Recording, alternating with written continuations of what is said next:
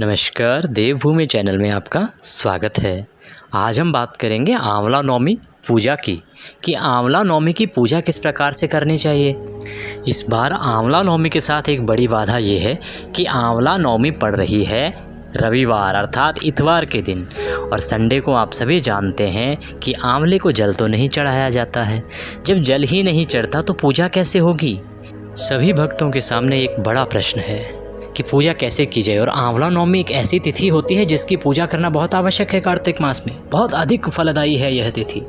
तो किस प्रकार से आप इस बार आंवला नवमी पर पूजा करेंगे, इसी के लिए हमने ये वीडियो बनाया है, ताकि हमारे जितने भी दर्शक हैं, जितने भी सनातन प्रेमी हैं, हिंदू धर्म को मानने वाले हैं, उन सभी तक सही जानकारी पहुँचे और वो किसी भी प्रकार से पूजा पाठ से वंचित ना रह सकें। वीडियो को देखें और जानें कि किस प्रकार से रविवार का दिन होते हुए भी कैसे आपको पूजा करनी है कि दोष भी ना लगे और पूजा भी हो जाए।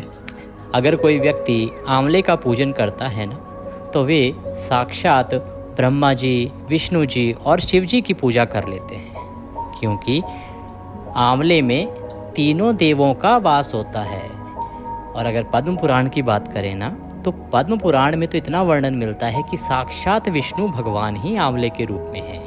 अब हम जान लेते हैं कि आंवले के पूजन में हमें क्या क्या सामग्री लगेगी, उसको एक बार हम जान लें। सबसे पहले एक थाली लीजिएगा पूजन के लिए, एक लोटा चाहिएगा जिसमें आप जल रखेंगे, एक आरती के लिए बर्तन चाहिएगा जिससे आप आरती करेंगे। पूजन की सामग्री में आपको दूध की आवश्यकता होगी, घी का एक दीपक लेना है आपको, संभव हो तो गाय के घी का दीपक लीजिएगा, और रौली ले लीजिएगा जिससे कि हम स्वास्तिक बनाएंगे या तिलक करेंगे।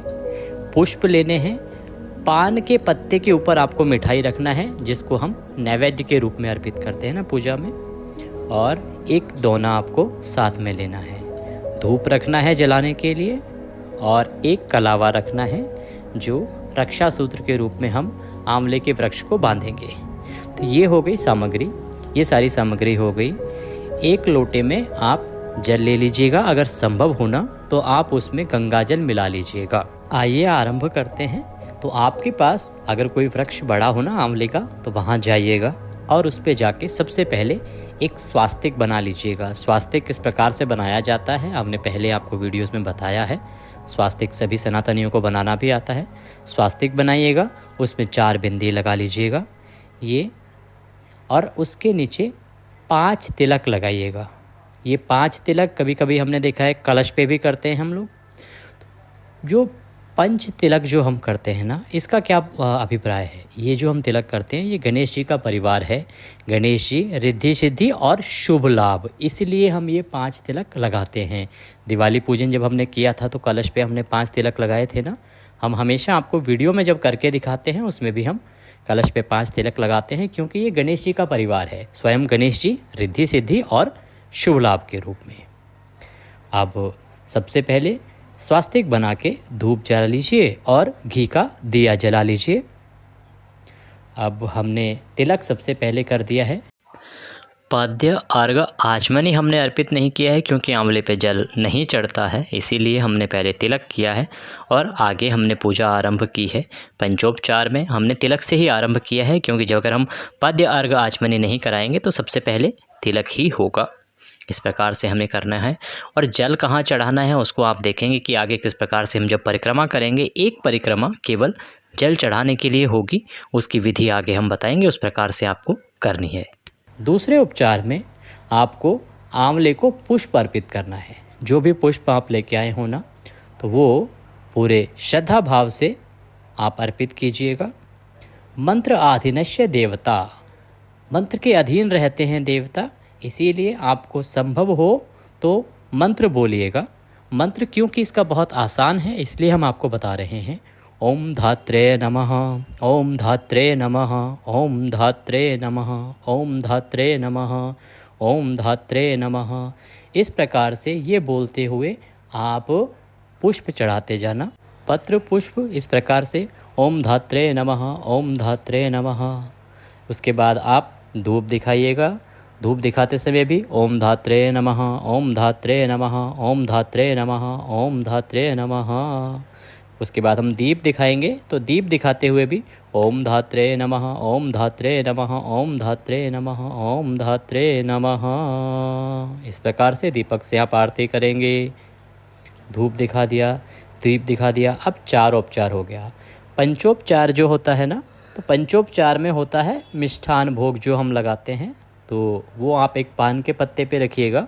इसको हम नैवेद्य भी कहते हैं। उस पे संभव हो तो एक सुपारी भी रखिएगा और कोई मिठाई रखिएगा और उसको आंवले के वृक्ष को अर्पित कर दीजिएगा।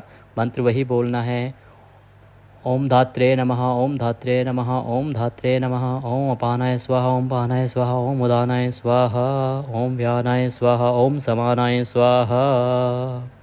इस प्रकार से आपको जल अर्पित करना है, आचमन करानी है 3 बार। वहाँ पे जहाँ आपने मिष्ठान रखा होगा वहाँ पे आगे 3 बार आपको जल छोड़ना है। इस प्रकार से आपने भगवान को भोग लगा दिया और जलाचमनी अर्थात जल पिला दिया। अब आपको वृक्ष पे सूत लपेटना है। आपके पास सूत हो तो सूत, अन्यथा तो जो कलावा होता है ना, उसको आप सूत्र के रूप में लपेटना है। सूत्र लपेटना है आपको, और सूत्र लपेटते समय भी आपको मंत्र बोलना है, ओम धात्रे नमः, ओम धात्रे नमः, ओम धात्रे नमः, ओम धात्रे नमः, ओम धात्रे नमः, ओम धात्रे नमः। इस प्रकार से आप चारों तरफ उसको, जो भी आपका छोटा पेड़ है या वृक्ष बड़ा है या गमला है, तो उसमें आप उसको सूत्र लपेटिएगा, कलावा लपेटिएगा। ठीक है। इसके बाद आपने जल हमने आपको बताया था लोटे में, तो अर्घ देते हुए और एक परिक्रमा आपको उसकी करनी है। आपके पास जो आंवले का पौधा होगा, गमला होगा, तो थोड़ा थोड़ा जल छोड़ना है और जल छोड़ते हुए आपको एक परिक्रमा करनी है। और इसी प्रकार से थोड़ा थोड़ा दूध, कच्चा दूध छोड़ते हुए और फिर एक परिक्रमा करनी है। मंत्र वही रहेगा। परिक्रमा करते समय भी ओम धात्रे नमः, ओम धात्रे नमः, ओम धात्रे नमः। और उसके बाद फिर आप फिर से शुद्ध जल के साथ एक और परिक्रमा करेंगे। शुद्ध परिक्रमा पहले आपने शुद्ध जल से की, फिर कच्चे दूध से, और फिर पुनः शुद्ध जल से आपको परिक्रमा करनी है। मंत्र वही रहेगा, ओम धात्रे नमः, ओम धात्रे नमः, ओम धात्रे नमः। इस प्रकार से परिक्रमा करके अब हम करेंगे आरती। आपके पास कपूर हो तो कपूर ले आइएगा, कपूर जलाइएगा और आप आरती कीजिएगा। आप अगर आरती गा सकते हैं तो ओम जय जगदीश की आरती गाइएगा और आरती कीजिएगा। और अगर आपको आरती नहीं आती हो ना, तो आप सिर्फ 7 बार आरती घुमा दीजिएगा। मन में निवेदन कीजिए कि आप ब्रह्मा विष्णु महेश तीनों की आरती एक साथ कर रहे हैं। ये मंत्र बोल सकते हैं आप, कर्पूर गौरम करुणावतारम संसार सारम भुजगेंद्रहारम सदा वसंतम हृदयारवृंदे भवं भवामी सहितं नमामि, भवं भवानी सहितं नमामि। फिर आप आंवले के वृक्ष को आरती दीजिएगा और उसके बाद स्वयं आरती लीजिएगा। आपके साथ कोई और पूजा कर रहा है तो उसको आरती दीजिएगा। इसके बाद जो पूजा की सामग्री है ना, उसको साइड कर दीजिएगा और जो दीपक है उसको वृक्ष के पास रखिएगा।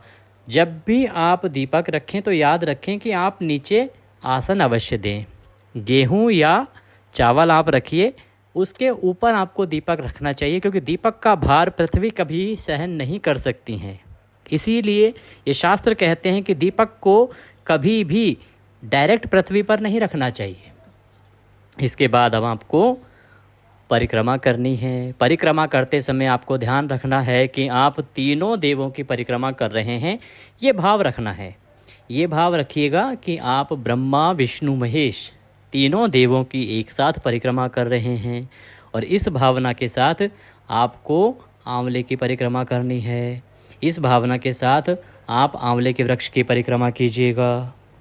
अगर मंत्र आपको आता हो तो मंत्र पढ़िएगा, अन्यथा आम ओम धात्रे नमः, ओम धात्रे नमः, ओम धात्रे नमः, इसी मंत्र के साथ परिक्रमा दीजिएगा।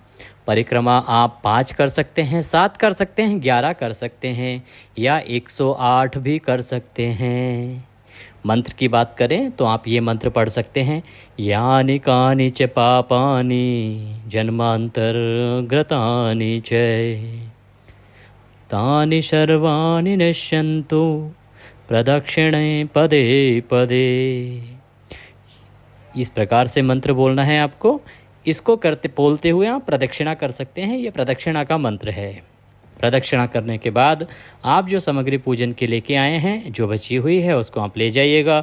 पुष्प, मिष्ठान और दिया जो आपने वृक्ष को अर्पित किया है उसको वहीं छोड़ दीजिएगा। इस दिन आपको वृक्ष के नीचे बैठ के भोजन करने का बड़ा लाभ है। अगर आपके पास संभव है तो वहीं पे आसन लगाइएगा और अपने बंधु बांधवों के साथ बैठ के वहाँ भोजन कीजिएगा। संभव हो तो आंवले का सेवन कीजिएगा। आंवले के वृक्ष के नीचे बैठ के भोजन करना इस दिन अति लाभदायक है, बहुत ही अधिक पुण्यदायी है।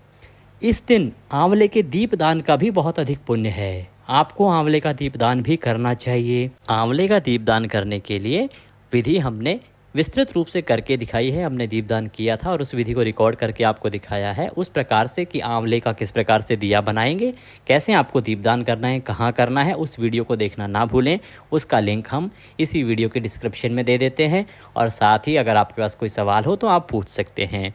वीडियो बहुत ही उपयोगी है लोगों के लिए, तो अधिक से अधिक लोगों तक पहुँचाएँ। साथ ही आप भी लाभ लें। उपयोगी जानकारियाँ प्राप्त करते रहना चाहते हैं, शास्त्र अनुसार जानकारियाँ प्राप्त करते रहना चाहते हैं तो अभी चैनल को सब्सक्राइब करें। आप देख रहे हैं देवभूमि ज्योतिष संस्थान का यूट्यूब चैनल देवभूमि धार्मिक। जय माता दी।